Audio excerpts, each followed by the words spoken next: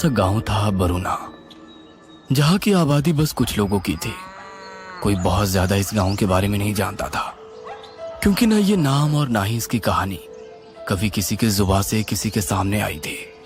रात के समय इस गांव में कहीं रोशनी होती थी तो एक हिस्सा अंधेरे में भी घिरा रहता था, और जो हिस्सा अंधेरे में घिरा होता था उसके बारे में गांव के लोगों का कहना था कि अक्सर वहां की जमीन में से कुछ धड़कने की आवाज आती रहती थी, और चीलें जो दिखाई नहीं पड़ती थी उनकी भी आवाज यहाँ घेरा बनाए रखती थी। यहाँ के लोगों में जो डर था, उस डर की कहानी का पहला अध्याय एक प्यासीन से शुरू होता था। प्यासीन, जिसकी कहानी की दहशत उस गांव के लोगों के दिलों में थी। शाम का वक्त और लोग अपने अपने घरों को लौट रहे थे। खेतों से लगी हुई सड़क जो आगे जाके एक छोटे गलियारे में मिल जाती है, और वहीं से लोगों के कच्चे मकान शुरू हो जाते थे, जो कि लगभग एक सीमित दायरे में खत्म हो जाते थे। एक बुजुर्ग काका जो साइकिल से धीरे धीरे आगे बढ़ रहे हैं। साइकिल के पैडल चलाने में उनकी ताकत तो लग रही थी, क्योंकि बुढ़ापा भी अपना असर दिखा रहा था, इसलिए वो धीरे धीरे साइकिल चलाते हुए जा रहे थे कि तभी खेतों में से हल्की हल्की परिंदों की आवाज उठने लगी। काका ने पलटकर देखा तो खेत की मिट्टी उड़कर हवा में फैल रही थी। ऐसा नजारा देख उन्हें कुछ अजीब सा आभास होने लगा, और डर में उनके होठ बुदबुदाए। प्यासीन, उन्होंने देखा कि लाल साड़ी में एक औरत तेज कदमों से खेत की दूसरी ओर से चली आ रही थी, और उसने अपने दोनों मुट्ठी भेज रखी थी। काका डर से उसको देखते ही जा रहे थे कि तभी वो उनके पास आई। उसका चेहरा घूंघट से ढका हुआ था। काका ने उसके होठों की ओर देखा, उनमें खून लगा था। वह थर्रा उठे और साइकिल छोड़कर भागने लगे कच्ची सड़क पर। उन्हें उनके पीछे पायल की झंकार सुनाई दे रही थी। वह कांपते हुए कदमों से भागते जा रहे थे, और उनके कान अभी भी उस आवाज को महसूस कर रहे थे। काका भागते भागते गांव की सीमा दायरे में आ गए थे, और अब उनके पीछे कोई नहीं था। वो अपने आप को सुरक्षित महसूस कर रहे थे। वो अपने घर की ओर चल दिए, भगवान का धन्यवाद करते हुए। बहुत बहुत आभार तुम्हारा प्रभु, मेरे प्राण बचा लिए उस प्यासीन राक्षसनी से। वो अपनी चौखट तक पहुंचे ही थे कि पीछे से उन्हें अपनी पत्नी की आवाज आई। अरे, कितनी बार कहा है कि अंधेरे में ना निकला करो, वो चुड़ैल घूमती है। अब पीछे मुड़ो और घर के अंदर जाने से पहले पैर धो लो। अपनी पत्नी की आवाज सुनते ही वो पीछे मुड़े और दंग रह गए। वो भूल गए थे कि उनकी पत्नी घर के अंदर है, और उनकी आवाज उन्हें बहकाने के लिए निकाली गई थी। इससे पहले वो वापस घर की तरफ मुड़ते, वह जमीन पर गिरे। उनका पैर किसी ने ऊपर उठाया और उन्हें खींच ले गया। उन्हें इस तरह से खींच के ले जाने वाला कोई दिख नहीं रहा था, मानो ये सारा खेल कोई अदृश्य होकर खेल रहा था। काका जोर से चिल्लाए, और उनकी आवाज सुनकर सारे गांव वाले बाहर आ गए। उनकी पत्नी भी हड़बड़ाते हुए आई। अरे देखो देखो, वो प्यासीन काका को ले जा रही है, कुछ करो। पर तब तक काका अंधेरे में कहीं गुम हो गए। घोप अंधेरे में बूढ़े काका की दर्द से कराती हुई आवाज उठ रही थी। अब उन्हें उनके पास किसी के आने का आभास होने लगा था। वो कुछ समझ पाते कि तभी एक हाथ उनकी छाती पर आया, जिसकी नसें नीली थी और काले लंबे नाखून थे। उसने उसी हाथ से काका का सीना फाड़कर धड़कता हुआ दिल बाहर निकाल लिया, और हंसते हुए वहां से चली गई। उसके जाते ही वहां कई गांव वाले जमा हो गए, और उनके हाथ में मशाले थी। वो मशाले लेकर प्यासीन के पीछे भागे और दौड़कर खेतों के बीच उसे घेर लिया। आग का घेरा अपने पास पाकर उसने अपना घूंघट ऊपर किया तो सब चौंक गए। उसके चेहरे में सीलन थी और नसें बाहर आई हुई थी। बाल उलझे थे और वो लगातार गुर्राए जा रही थी। उसके दो नुकीले दांत सबको काटने के लिए दौड़े, पर तभी किसी ने उसे लात मारी और वो आधे मुंह गिर पड़ी। उसके हाथ में काका का जीवित हृदय था, जैसे उसने अपने दांतों के बीच दबा लिया था। उसके गिरने का फायदा उठाकर लोगों ने उसे पकड़ लिया और उसे आग लगा दी। वो धूं धूं कर जलने लगी और धमकी भरे स्वर में चीखने लगी। तुम सब मरोगे, खून पिपासू बनकर वापस आऊंगी और एक एक करके सबको मार डालूंगी। किसी ने उसकी धमकी पर ध्यान नहीं दिया और उसे जलाकर वहीं मार डाला। लोग वहां खड़े रहकर उसका शरीर राख होते तक देखते रहे। कि तभी किसी की आवाज उठी। ए देखा रे, इस जमीन के भीतर तो ससुरी दिल गाड़ के बैठी थी। सबने जमीन खोदनी शुरू की तो उन लोगों की समझ में नहीं आया कि वो क्या करे। उस जमीन में ना जाने कितने दिल जो उस प्यासीन ने निकाले थे वहीं दबे पड़े थे। अंत में गांव वालों ने मिलके उस खेत को भी आग के हवाले कर दिया और वहां से चल दिए। गांव में भले राव की शादी थी और वो छोटा सा कुनबा बेहद खुश था। भले राव उसी कुनबे के जमींदार का बेटा था जिसकी शादी गांव की ही एक लड़की से तय हुई थी। वो लड़की जिसे खुद जमींदार ने उसके बचपन में नदी किनारे से उठा लिया था, ये सोचकर कि शायद उसके माँ बाप एक लड़की के पैदा होने पर दुखी थे और वो उसे छोड़कर चले गए थे। उस समय वो एक नन्ही सी जान थी जिसे जमींदार ने एक गांव के छोटे व्यक्ति को सौंप दिया था और उसके पालन पोषण का खर्चा उसे देते रहता था। समय बदला और वो बच्ची एक युवती बन गई। उसका रंग और शरीर बस देखते ही बनता था और भले राव की किस्मत और उसके पिता का ये पुण्य कर्म उसकी जिंदगी आज बदल रहा था। खूब कड़ाके की ठंड पड़ रही थी जब विवाह का मुहूर्त था और कन्या से कहा गया था कि उसे मध्य रात्रि में गांव के बरगद देवता की पूजा अर्चना कर उन्हें प्रसाद चढ़ाना होगा ताकि विवाहित जीवन सुख से बीते। देविका ने बरगद देवता की आराधना शुरू की और अपने दोनों हाथ जोड़कर बरगद देवता से आशीर्वाद लेकर उनकी परिक्रमा आरंभ की। बरगद की लंबी जटाओं का स्पर्श लेते हुए देविका परिक्रमा कर ही रही होती है कि तभी जटाओं का तेज हिलना शुरू हो जाता है, पर देविका नहीं रुकी।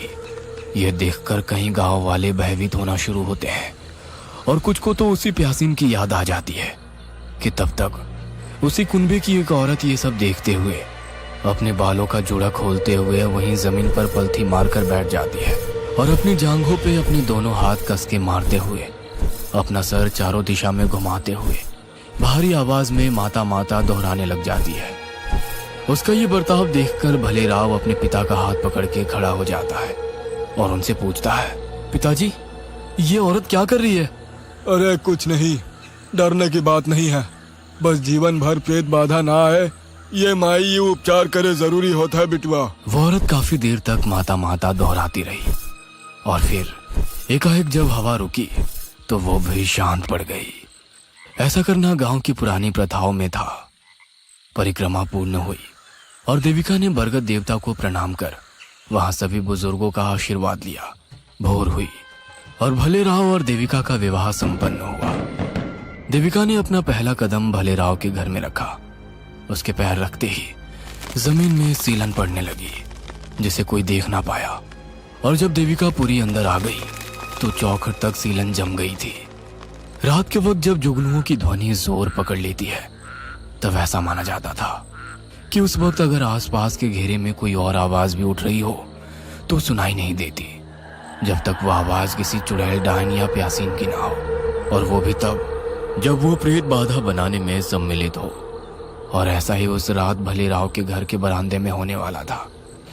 भले राव लेटा हुआ था और उसने करवट लेकर अपनी नई विवाहित देविका को पकड़ना चाहा तो उसका हाथ बिस्तर पर खाली पड़ा। वह आधी नींद में मुनमुनाता हुआ उठा और देविका देविका करके बिस्तर छोड़ने लगा। भले राव कमरे से बाहर आया तो उसे बरामदे के पास से रोने और सुबकने की सिसकियां सुनाई देने लगी थी। उसे डर बढ़ने लगा था। भले राव ने अपने आप को छुआ तो उसके रोंगटे खड़े हो रहे थे। वो क्या, कोई और होता तो उसकी भी गिग्गी बंध जाती, क्योंकि गांव देहात में तो ऐसा रोना अशुभ ही माना जाता था, और वो भी जब किसी बाधा का साया लगने वाला हो। तब तो इससे खौफनाक मंजर दूसरा कोई नहीं था। भले राव देविका को ढूंढते ढूंढते बरामदे तक आया तो उसे देविका बरामदे में बैठी हुई मिली। उसने देविका को पीछे से आवाज लगाते हुए कहा, देविका, देविका, घर में कोई रो रहा है, तुम अंदर चलो, पिताजी कहते हैं ऐसा रोना ठीक नहीं होता, आओ देविका। ऐसा लग रहा था जैसे देविका के कानों में भले राव की आवाज पहुंच ही नहीं रही थी। वह देविका देविका बोले जा रहा था कि उसे रोने की आवाज फिर से आई। वह आगे चल के आया तो उसने देखा कि देविका घुटनों के बीच अपना सर दबा के बैठी हुई सिसकियां ले रही थी। वो उसी तरह रो रही थी जैसे कोई चुड़ैल।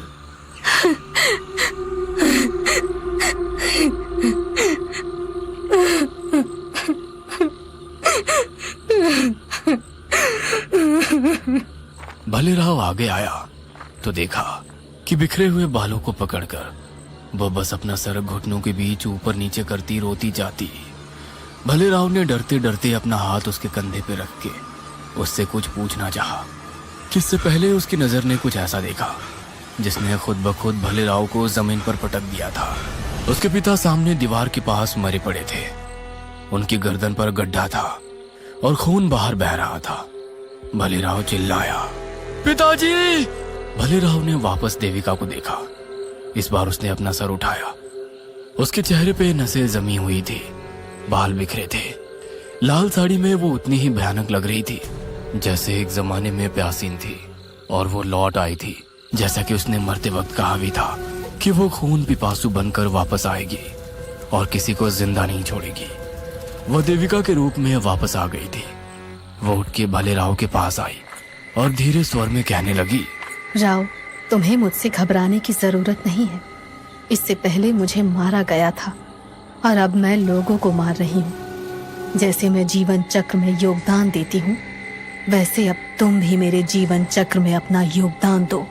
तुम मुझे खून लाकर दो और बदले में मैं तुम्हें तुम्हारा जीवन दान में देती रहूंगी। उसकी बातें भलेराव पर ऐसी असर करी मानो जैसे उस पे किसी ने वशीकरण चला दिया हो। भलेराव अपने पिता की मौत को भूलकर उठा और देविका उसका हाथ थामकर उसे अपने कमरे में लेकर चली गई। अंदर पहुंचकर देविका ने भलेराव की ओर देखा और भलेराव उसकी खूबसूरती में डूब गया। अगली सुबह भलेराव ने खुद को अपने पिता का दिल उनके शरीर से काट कर अलग कर दिया था और उसे निकालकर देविका के हाथों में सौंप दिया था किसी तोहफे की तरह। उसने उसे सूंघा और अंदर चौके में ले गई। भलेराव बाहर इंतजार करने लगा। थोड़ी देर बाद देविका बाहर आई। उसके हाथ में थाली थी जिसमें पका हुआ दिल रखा था। दोनों ने उसे खाया। देविका ने चस्के लेकर तो भलेराव ने देविका के वश में। खाने के बाद देविका ने भलेराव को कहा कि रात होते ही हर रात में उसे शिकार लाना होगा। भलेराव ने हाँ में सिर हिलाया और देविका के आगे झुक गया। भलेराव रात होते ही दबे पांव घर से बाहर निकला। उसने अपना चेहरा एक लाल कपड़े से ढक रखा था ताकि वो पहचान में ना आए। वह हर घर के पीछे से झांक कर देखता कि सब लोग सोए हुए हैं या नहीं, और जिस घर में उसे मौका मिलता वो उस घर की जानकारी देविका को दे देता और फिर हर एक रात कोई ना कोई प्यासीन का शिकार हो जाता। जब घरों में लाशें मिलने लगी तो लोगों को यकीन हो गया कि प्यासीन वापस आ गई है। डर उनकी नसों में वापस उन दिनों की तरह दौड़ने लगा था जब खेत में लोगों की लाशें मिला करती थी। अब तो सब अपने अपने घरों में कड़े ताले लगाने शुरू कर दिए थे और साथ ही घर का एक सदस्य पहरेदार बनकर बाहर खड़ा रहकर घर की रखवाली में लग जाता। जैसे जैसे रात गहराती जाती थी प्यासीन का खौफ बढ़ता जाता था। एक रात किसी ने एक आदमी को देखा जिसपे उन्हें गाढ़ा शक हुआ, तो उसने उस आदमी का पीछा किया। पीछा करते करते वो खेत तक पहुंच गया था जहां उसने देखा कि वो आदमी किसी औरत के साथ मिलकर खेतों में कुछ गाड़ रहा था। उसे दूर से कुछ दिखाई नहीं दे रहा था और उसके बाद वो दोनों उस आदमी की आंखों के सामने से ओझल हो गए। वो आदमी वापस अपने गांव की तरफ लौटा तो सहसा ही उसकी नजर एक घर की कच्ची छत पे गई जहां एक औरत उल्टे पांव बैठकर कुछ सूंघने में लगी थी। उसने उसे देखते ही चिल्लाना शुरू कर दिया तो वो औरत एक छत से दूसरी छत पर छलांग लगाते हुए भाग निकली। दोनों ने उसे भलेराव के घर में घुसते हुए देखा। लोग भलेराव के घर के बाहर इकट्ठा होकर शोर मचाने लगे थे। भलेराव घर से बाहर निकलो, तुम्हारे घर में प्यासी घुस बैठी है। भलेराव बाहर आया। वह पसीने से भीगा हुआ था। अरे क्या हुआ? काहे के मारे इतना शोर मचा रखा है? हाँ, भीड़ में से निकलकर एक आदमी सामने आया और बोला, अरे तोहार कुटुम्बा हुई चुड़ैल, वो प्यासीन अपना घर बनाए बैठ गई है, उका बाहर निकाल। कैसी बात करता है रे तू छगन? मालूम नहीं का ये घर हमरा है, हमरा यहाँ कोई प्यासी नहीं है। लोगों के अंदर काफी आक्रोश जमा था। उनके घर के सदस्य मारे गए थे। वहां लोग मशाले लेकर इकट्ठे हो गए थे। वो शोर को कम नहीं पड़ने देना चाहते थे, इसीलिए लगातार अपनी आवाजें ऊंची किए जा रहे थे। अंदर बैठी देविका जो प्यासीन के रूप में थी उन आवाजों से परेशान होने लगी और अपने नुकीले हाथों से अपने कान पीटने लगी। और थोड़ी देर बाद जब बाहर खड़े लोग उसे पकड़कर मारने की जिद पर अड़े थे वो बाहर आ गई। आग की रोशनी में उसका चेहरा बड़ा ही भयानक लग रहा था। वो गुर्राते हुए उनके बीच आ गई। उसके आते ही लोगों को सांप सूंघ गया कि तभी उसने एक बच्चे को अपनी पकड़ में ले लिया और भारी आवाज में सबको धमकाने लगी। मैं खून पिपासु हूँ, खून पिपासु। तुम लोगों ने मुझे मारा था और मैं वापस आई हूँ अपना बदला लेने के लिए। तभी एक आदमी बोल पड़ा, अरे ये भले राव की मेहरिया है देविका। सबने उसे पहचान लिया था। उसके बाद सब एक एक करके उस पर टूट पड़े, पर वो लोगों को अपनी पूरी ताकत से धक्का देते हुए बच्चे को अपनी जकड़ में पकड़ते हुए दूर हट गई। अरे कोई उस बच्चे को छुड़ाओ, इस चुड़ैल को बरगद के पेड़ से बांध दो। लोगों ने वैसा ही किया। उस पर काबू पा करके उसे बरगद के पेड़ से बांध दिया। वो चीखने लगी। उसकी दहाड़ अब भी लोगों के दिलों में डर पैदा कर रही थी। छोड़ूंगी नहीं, कच्चा खाऊंगी सबको। ये प्यासीन के आखिरी शब्द थे। इसके बाद उसे आग लगा दी गई और वो झुलसते हुए तड़पने लगी। बरगद की जटाओं ने भी आग पकड़ ली थी। वह मरते वक्त पेट से थी। उसके जल जाने के बाद भी उसका पेट सांसें ले रहा था। कुछ देर बाद उसका सर धड़ से अलग होकर नीचे गिर गया, जैसे उसी खेत में दफना दिया गया जहां उसने कई लोगों के दिल गाड़ रखे थे।